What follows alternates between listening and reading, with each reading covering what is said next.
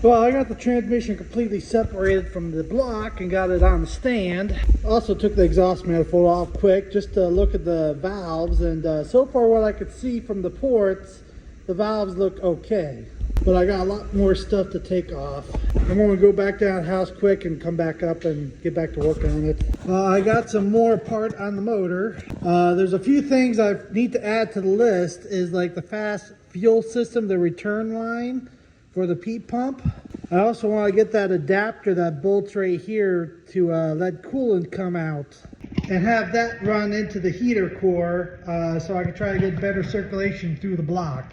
Like that plug I had going to the heater core did work okay, but I want to get the back of the block right there. They make a simple kit that bolts right here on that with an O-ring, and I should have room for it. The temperature sensor is going to have to come out since that was against the firewall, and you can see I bent the little electric connector. So I'm just going to put a regular plug back in there. Also taking some other pieces off, which I never did on this block, because I'm going to go with all new gaskets. I'm going to, like, when I get the head off and everything, I'll see what I need to do for the bottom end. If the bottom end looks like it needs main bearings and stuff like that, I might just do them quick while it's apart. Like just strip it down to a bare block, send it out, have my friend put the block in a engine wash, you know, get it all nice and clean again, with a couple of the other parts also, because I'm already going to have to send the head over to him from the machine, a couple thousandths off the head. I'll have him like check the deck too, if the deck might be out a little bit, maybe like 2 or 3 thousandths of an inch off the deck. But like, I'll figure that out when I get it apart. I got to see what I need, and of course I just need to get money together somehow. But before I take any more off, I got to see if I could put like a nice workbench up. Like I got some plywood right there. Like I'll go down to the house and get like a set of like horses and set the plywood up on it, so I have a nice flat clean workbench to lay everything on. So like all the push rods, the rockers, and things like that. See, this is just the list of parts I still need for the block, you know? So like, and that list could get a little bit longer depending on what the pistons look like, main bearings and stuff. But I try to keep all the cheaper parts off to the side because I can get usually them later. I have to get the big ticket main parts done and out of the way. Like, that's why I'm going to try to get the money together for the transmission first before getting all those little parts. But then I kind of fight with myself. Well, if I have all those little parts, then I can put the motor and everything in, get everything hooked up, and then I can do the transmission and bolt it right up in and done. That way I don't have to try to do everything last minute, put the transmission on the motor, get all the little pieces and up into the truck. So it's like, and I gotta get some plugs also, like threaded plugs, because there's a lot of stuff that I did not take off before that I can this time around. So I already got the illuminating plate for the fuel pump, mechanical fuel pump. I got that oil pressure sensor, like intake, I think temperature sensor, boost temperature, like boost pressure I meant, like it's measuring all that kind of stuff. All those sensors can come off. Also the crank positioning sensor broke off. So once I have oil pan off, I'll try to get that out. And like from the parts 12 valve, I already have the eliminating adapter right there. I'm just trying to strip everything off that's non-essential on this block this time around. Because later on, that'll make it a lot easier if I have to do any maintenance or service on this block or transmission. And it's less things that could go wrong. You know, like the one thing that went bad on this block, like after I got it in the truck, was the tappet cover gasket, which I just put some Permatex on it just to seal it up. So like that's why I definitely want to take the P pump off and get that cover off and get a new gasket on that. I'm not going to go with like an aftermarket billet aluminum tappet cover or stuff like that. Like I'm going to try to use stock parts. Like, the billet aluminum is just for looks. Of course, you can see I don't care about looks. I just want it to work. Like, this is not going to be a sandblasted, painted, powder-coated type show engine block type deal. See, I don't like those kind of builds because you spend more time cleaning them than actually driving and using them. And, oh, I found out why some of these injector lines are leaking. Somehow, like, the O-rings on these injector tubes like got caught and the gasket got ripped. I must not have put enough assembly lube on these when I put it together. But either way, that's something I gotta fix when I go to put it back together. Okay, I got the head off the motor. Now this head has never been off from the factory, but I'm already impressed about how little carbon buildup running on straight waste motor oil. This is practically nothing compared I used to get on the 12 valve.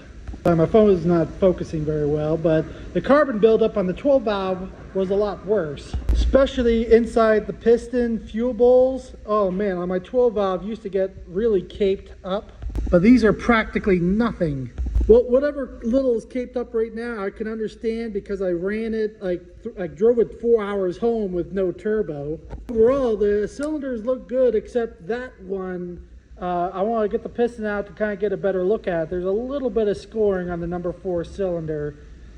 But the other thing that's concerning is it's a pretty big gap between the pistons and the cylinder walls. So I want to get the pistons out and get a mic on it and see what the diameter of these pistons are. Now, I do understand on the strong blocks like this, I'm pretty sure these are purposely smaller pistons, because what the purpose of it is when it gets hot, the aluminum, the pistons are going to expand inside that cylinder and actually seal up a little bit better once it's at temperature, but also allows it to expand without being too much bigger than the cylinder itself and not risk scoring up the cylinders at high temperatures. Like I said, I gotta check that gap, make sure it's good, because these are the factory original pistons and the block and everything on this. And I believe it has about a little over 100,000 miles on this engine. But another option I can do, if the gap is too much on the pistons, my friend that does my engine work for me, because he has a whole machine shop, he could put new pistons in it. Like I have a honing tool, so I can do a quick little honing on it.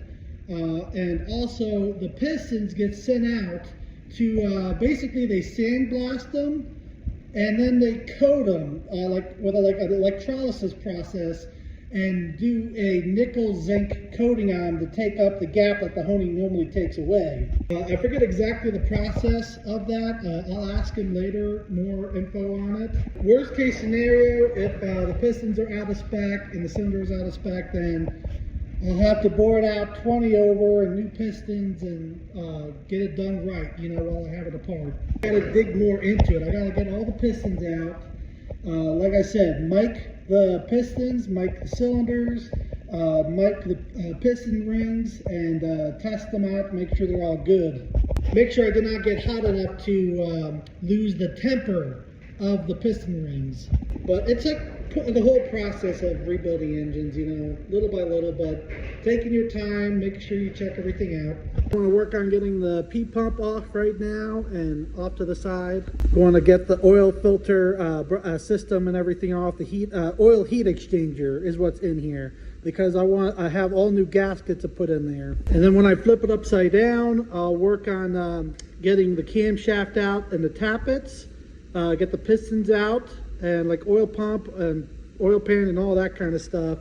And once it's down to bare block, that's when I'm going to decide what I need to do. Like, do I need new main bearings while I have it apart? Do I need to hone it out? So on and so forth. Got the P-pump off, and you can kind of see where the gasket split open right there, and I permatexed it. So I'll try to get the rest of this stuff off here. Okay, you can see right here at the bottom where the gasket split. You know, see how it cracked open right there? So that's why I had all the Permatex on it to keep it from leaking. But it's going to be getting a new gasket this time around. Well, I have the engine flipped over, got the oil pan off. I don't see any metal shavings at all in the pan. Good thing, very good thing. See, after getting the connecting rods and pistons out and checking a couple of these main bearings, that's when you really find out what you need to do. Well, I got the one piston out. So far the crank looks perfect. The connecting rod bearings barely rubbed through the coating on them. And the pistons overall look almost perfect. Just a little bit of scoring right there, which is normal for how many miles are on the motor. And the pistons don't look like they're melted at all. Just a little bit of discoloration right here when it got that hot, but you know, nothing major. I'll get the rest of these out and keep digging into it. Well, I was getting everything apart. I can see, like normal wear, how on the connecting rods they started to wear through the coating into the copper bearing itself. But I already have new connecting rod bearings, but I do have a melted piston. So you can see right here on the side where it was starting to melt. That's how it's supposed to look like. That's how it's not supposed to look like. So I need at least, very least, one piston. Now let's see if we need to bore that out. No, I'm not going to have to bore it out, but I will have to just hone it a little bit. You can see some of the factory honing marks already on most of these cylinders, but that really isn't that bad for how hot, to get it hot enough to melt the turbo. That's not bad at all. All I'll do is, since I gotta just hone it a little bit, I'm going to pull the timing cover off and camshaft and the crank out like I was talking about before. While I have that out, I'll inspect the main bearings and stuff and see if I need to if I can reuse those or not. If not, I could just get another set of standard bearings and drop it down in. Since I have it all apart, I'll have brand new connecting rod bearings. It's really not much more to grab order a set of main bearings also and throw them in while I have it apart. That melted piston now added pretty much another $500–700 to this build.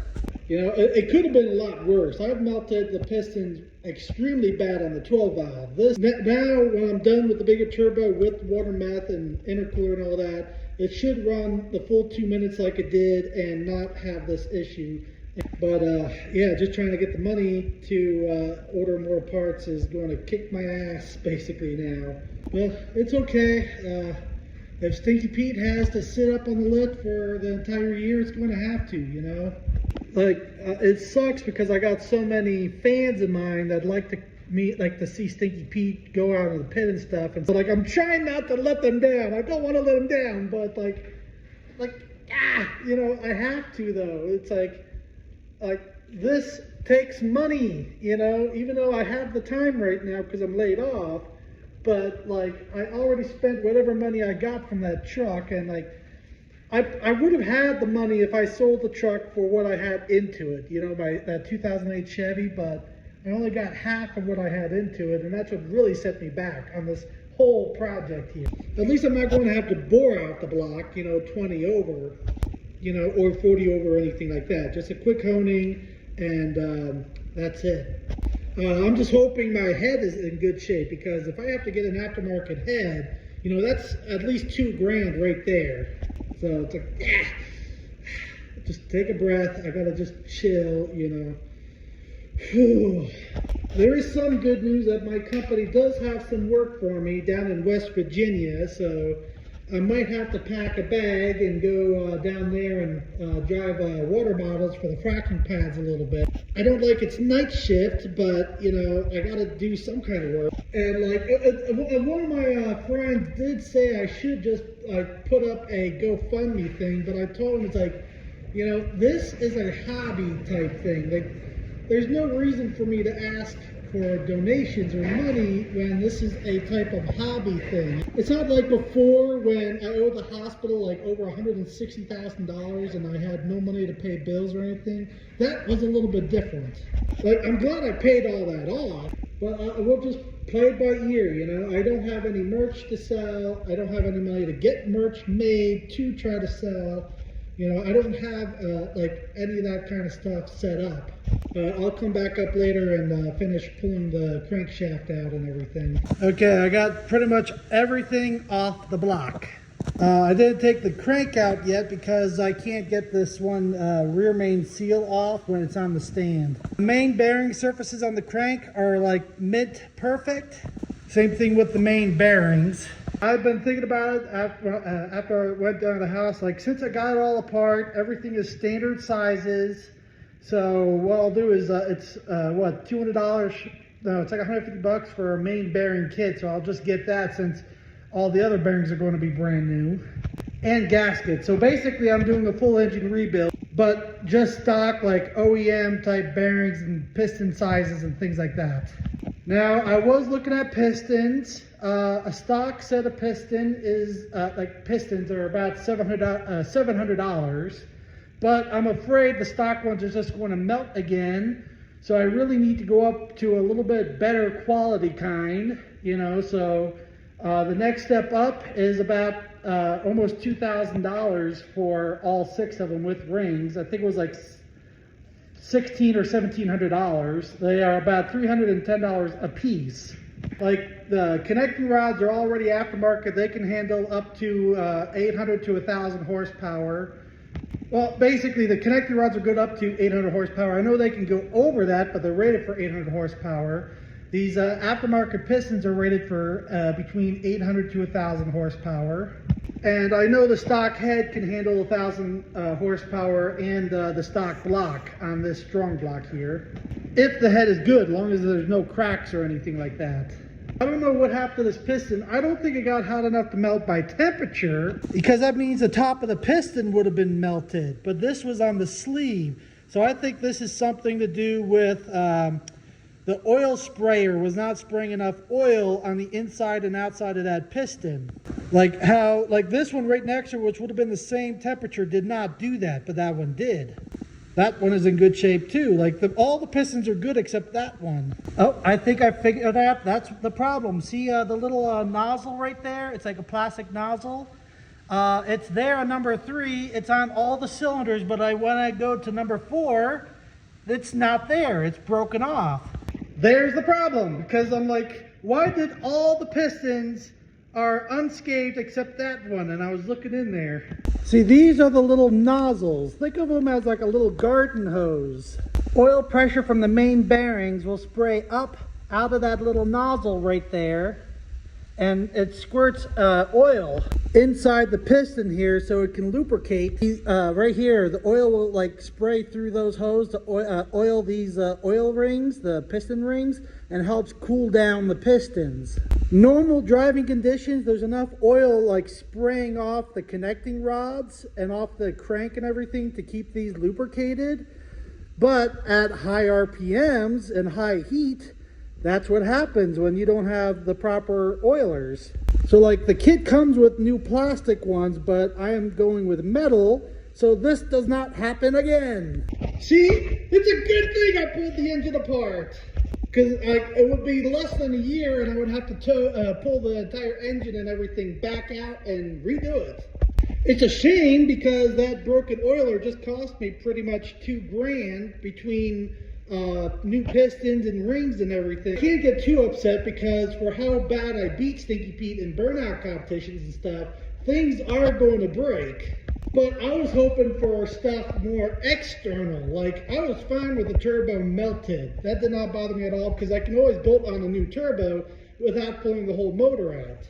If the injection pump goes bad, it's a pain in the butt, but I could pull it off, put another one on. Other parts on the truck, like differentials, I can usually pull a differential out, put a new one in pretty easily. So far, everything is going to be on hold now for a while. I'm going to have my friend come up and pick up the block and the head and a few things, so he can put it in his engine wash and machine a few things. Also press the wrist bearings into the new connecting rods, because I don't have a tool for that. Also have him put a new bearing, the front bearing for the camshaft and the rear bearing, since he has the tool to do that. Because putting him in, it's not just like hammering him in. There's a little hole you have to line up for the oil galley. Like, I don't have the tool to do that. Like right there, that bearing right there that the camshaft rides on. Now there's no other bearings through that because it just rides in the block, which is kind of something I did not like how they designed it like that. So between each cylinder, there's no bearings at all. If you ran this completely out of oil or had a lot of metal shavings go through it, the block is pretty much junk unless you spend big money. Really high-end machine shops have the ability to machine that galley and to press in bearings along the whole length. but it's almost cheaper just to get a used block and swap everything over. I'm glad I'm pulling it apart, you know, because I'm glad I found this problem before it became something major. Because like as I'm here making the video for you guys, and I'm like, it was just like, wait a minute, why? All of them pretty much came out perfectly except that one. Why there and not there? I'm done working on this engine for now until he gets time or I get time to load everything up in my dad's pickup truck and drop it all off. Like, I'm not in a big rush to drop it all off because like I don't have the $3,000 to order the other parts. And even if I did, it's going to be about a week or two before they come in. The only thing I might have to do is move the stand over if the guy comes to buy my old engine blocks. That's it. You know, I'm just pretty much stuck between a rock and a hard place. I'm going to go down to West Virginia and drive water bottles for the fracking pads down there for a little while and try to get some money together and go from there. I can always add compound turbos later on. I can even add nitrous or propane injection later on also. But because I don't have the money right now or parts or anything, it's going to be sitting for at least a month. I might not have Stinky Pete done until April or May. It's looking like maybe May. But either way, thank you again so much for just watching my content and liking and following me, you know, on all my channels and stuff.